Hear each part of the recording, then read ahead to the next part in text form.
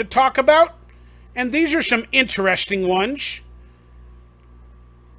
because let's listen to what Colin Coward said about the Raiders. Colin Coward, the media pundit, apparently compared the Raiders to a high school carnival. A lot of people don't like Colin Coward. He has a lot of hot takes. He tries to, cram up the drama for his show. And he has had spiteful comments toward the Raiders. Let's find out if this is what he actually said and what he meant and how it affects us in any way. Colin Coward apparently said to Mario Tarver of Raider Ramble, or on a show, I still haven't found the clip, he said, in talking about the Raiders, he said, there's a lot of good employees, but you couldn't do your best work as an employee because management was a revolving door full of clowns. Is he talking about McDaniels? That was definitely a clown. But he ain't wrong.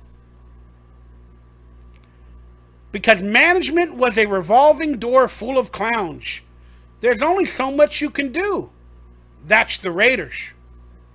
The Raiders are that carnival that shows up and hosts it in your high school parking lot. Well, he didn't say we were a high school carnival technically. He said that's where they host it. But that would still be a high school carnival in a high school parking lot. And I have to ask, I love Murph from Raiders Fan Radio, and I saw the clip about this, and they were pissed off. He said Colin Coward was taking jabs at like the Raiders fans, and it felt personal. Did that statement that we just read feel personal? Maybe he hates the Raiders, so that makes it personal. But I gotta be honest with Murph, and we'll talk about it on Mondays with Mikey and Murph, hopefully on Monday afternoon. Was he wrong?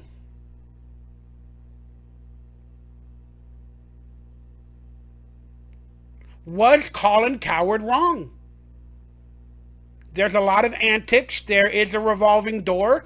And it does, even for Raider fans, feel like a carnival all the time in a high school parking lot. Because that's where you got all the riffraffs, all the drama goes down, the fights, the corn dogs aren't prepared correctly, there's not enough power, things are going wrong left and right, the cotton candy machine is on the fritz, the ride breaks down, you got lovers on the ride, then you got an ex-girlfriend watching the lovers on the ride, or you got somebody cheating, you got the carnival people with the long hair, smoking ganja on the sidelines, getting all wild, screaming, maybe taking some mushrooms. Was he wrong? Isn't that what almost every Raider season has become? Like a high school carnival?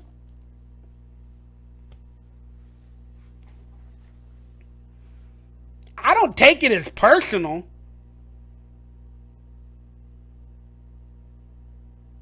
Was it a cheap shot? Not really. Not really. But then he talked about Antonio Pierce and the bankruptcy. I don't have the quotes here. And that was when the personal hatred toward Antonio Pierce and or the Raiders cemented that it was personal for Colin Coward. And this Antonio Pierce bankruptcy thing has been making a lot of people mad. It is also divided the Raider Nation. Because some of us, I don't want to call myself as a Raider newscaster, but a content creator that talks about Raider news, talked about the bankruptcy and my opinions on it and stuff like that. And then, just like with the Derek Carr stuff, they told us, don't talk about it. You can't mention the name Derek Carr. They were telling us you can't mention Antonio Pierce. And you can't talk about the bankruptcy because it's of a personal nature. Since when can we not talk about NFL news of a personal aspect about a player or a coach? Since when did Raider Nation clamp down on cancel culture of us giving our opinions on Antonio Pierce's bankruptcy and how it might cause a distraction or might cause problems? Since when did it become a problem? And I'm asking you, Raider Nation. Don't talk about it, Mikey Raider. It's personal. Ha! Are y'all stupid or something? We talk about personal things all the time. Their gameplay is personal to them. Their stats are personal to them. Their wives, their clothing are personal to them. We talk about their clothing when they walk into a stadium. We talk about their wives when they have a baby. It makes news. But now, all of a sudden, there's a line. Can't talk about personal stuff, Mikey Raider. You're an a-hole.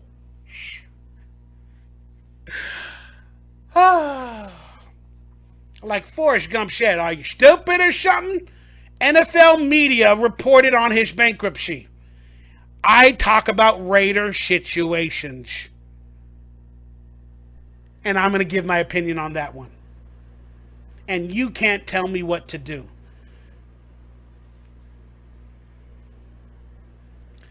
But with Colin Coward,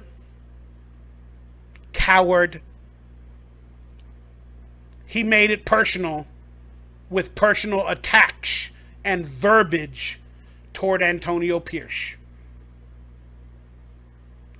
We'll leave it at that. I'm not a big Colin Coward fan. Let me know your opinions on that type of stuff that we just talked about below. Let's be honest, this team has always been dysfunctional, said Sluggo. You ain't lying. No cap. No cap. Raider fans are dysfunctional. That's why I don't believe Murph or Swag Jeff should have took it as an insult that they called us a high school carnival. Because we are. I don't want to say that. I want to say we're champions. All right, every year, no matter the media, whenever they talk about the AFC West, it's always about two teams, and they hype them up every frickin' year to no accord. And JT the Brick chimed in on this media bias nonsense. He said, I've been listening to LA Sports Talk Radio as I drive to the Raiders training camp, and the Chargers propaganda, he called it propaganda, because that's what it is every year. The Chargers propaganda is over the top. When a host cannot name 4 players, but thinks that the brand new coach, Harbaugh, can win 12 games, you know the Spanos family sent over a gift basket this week to those sports talk announcers. Why are they always talking about the Chargers? Why are they always disrespecting the Raiders? I mean, the coaches, the rankings, The schedule predictions, we've won more than the Chargers, and we've owned them in the previous 2 or 3 years. And we beat them to go to the playoffs. Yet they always get predicted to win more than us, and they get the accolades. And Justin Herbert is still considered a top 10 quarterback, if not top 7. And does he deserve it? What have you done for me lately? Bump, ba-dum, bump. Ooh, F you, Herbert.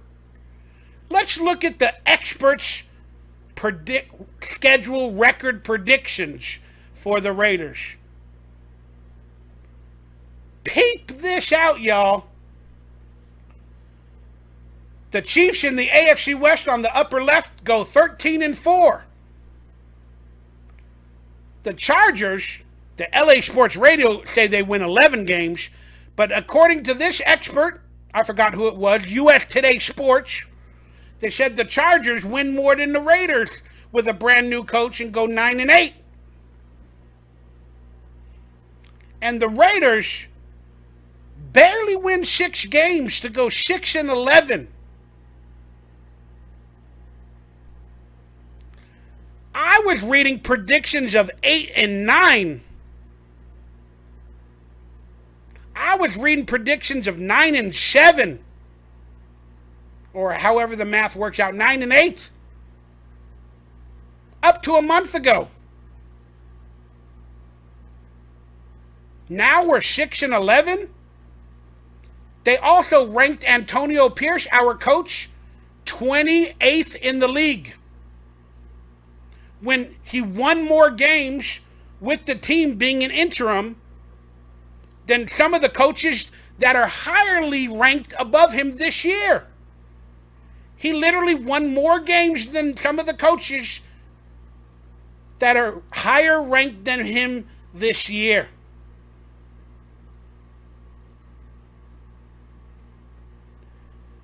Let's see what Jack Jones, Antonio Pierce's guy that has stood up for him his entire life, has to say about the disrespect that's coming from the media against our coaches and our team and our record.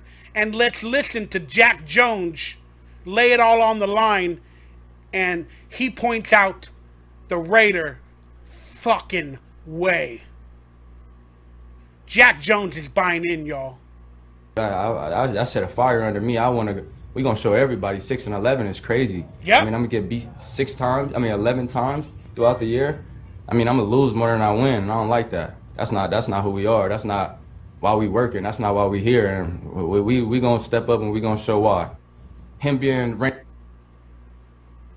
There it is. We'll watch that again in a second. But Raiders quarterback Jack Jones on the external disrespect of Antonio Pierce and the Raiders as a whole. Him being ranked the 28th coach, I feel like they was disrespecting me. The team. Him. I don't like it. That set a fire under me. We're going to show everybody 6-11 is crazy. And he said, I'm going to get beat 11 times? Did you mean as a player on the team? Or did you mean covering the wide receivers? Because you're going to be a lockdown corner, bro. I feel it, and I love it. And I love your passion this early on. Let's hear the passion and fire in his voice again. He wants to create a legacy. You know, his life has been through turmoil, and he has his opportunity right now. He didn't like it with the Patriots for whatever reasons. He got into his trouble with the guns in the car. But now he's in Las Vegas with his guy that gave him a final chance. And Jack Jones is owning up to it. I love this pick by Jack Jones. And I love the passion when he speaks about that. Let me watch it again. And let's feel and hear that fire in his freaking belly.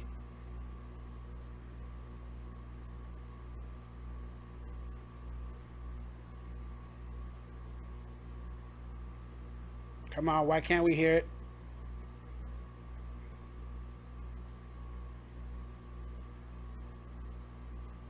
him being ranked the 28th coach, I felt like they was disrespecting, me, the team, him. I don't like that. I set a fire under me. We gonna show everybody 6-11 is crazy. I'm gonna get beat 11 times throughout the year. I'm gonna lose more than I win, and I don't like that. That's not who we are. That's not why we working. That's not why we here. And we gonna step up and we gonna show why. Him being ranked. Facts. Jack Jones, man, you might become my favorite defensive player besides Max Crosby this season. Keep it up, brother. I love your fashion. I love your pride. And let's get to it. All right, everybody, let's check it out. Let's do a schedule prediction. Since we just looked at the expert schedule that made us 6-11. So this is their rankings of wins and losses, and probably how it boils down to us only winning